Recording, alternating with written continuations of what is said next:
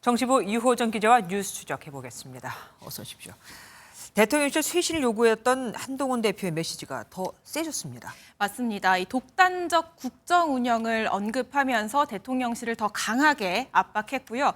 지금은 법리를 앞세울 때가 아니라고도 강조했습니다. 독단적인 국정 운영에 대한 국민의 반감이 커졌다는 점을 아프지만 인정하지 않을 수 없습니다. 이번 사안의 경우에 적어도 지금은 국민들께 법리를 먼저 앞세울 때는 아닙니다.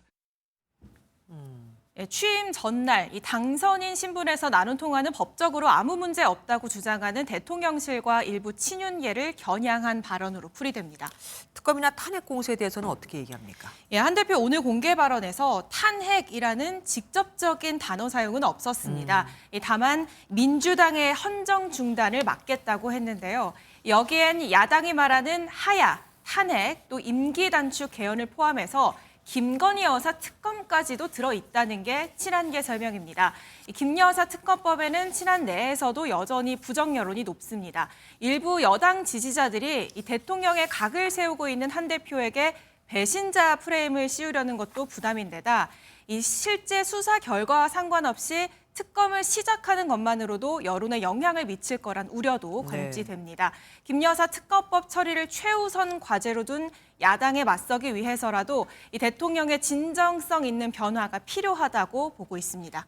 그런데 한 대표가 쇄신 조치를 언급하면서 그 데드라인은 언급하진 않았습니다. 원래는 이재명 대표 선고일 이전에 해야 된다 뭐 이런 말이 있었는데요. 맞습니다. 그 대신에 시급한 상황이다. 라고만 했습니다. 이 대통령실을 압박하는 그런 그림은 피하려 했다는 해석도 나오는데요. 다만 가능한 빠른 조치가 필요하다고 보는 게 지도부의 공통된 인식입니다. 대통령의 직접 설명과 사과, 해외 순방 전에 이뤄져야 된다. 즉 이번 주 안에 이뤄져야 한다는 입장이고요. 또 김건희 여사 역시 이번 순방부터 활동을 중단해야 한다고 보고 있습니다. 최소한 이 두 가지 조치는 당장 보여줘야 국민들이 향후 국정 운영 변화를 기대할 수 있다고 보는 겁니다.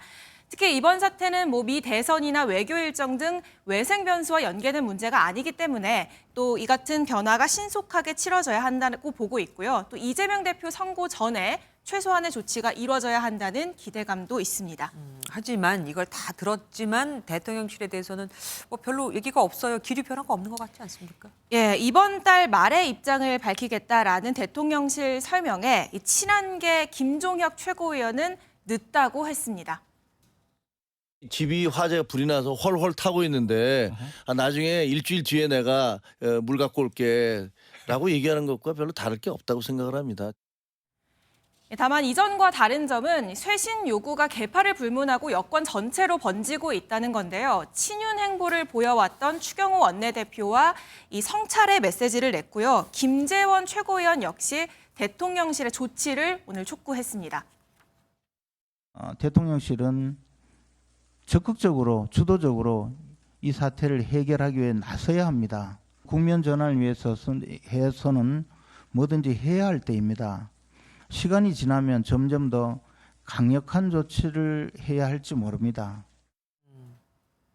지난주 한국갤럽 여론조사에서 대통령 지지율이 19% 최저치를 기록했고요. 특히 TK는 이것보다도 낮은 18%였습니다. 수습이 늦어질 경우 이 보수 진영 전체가 무너진다는 위기감이 당내에 번지고 있는 겁니다. 유호정 기자 수고하셨습니다.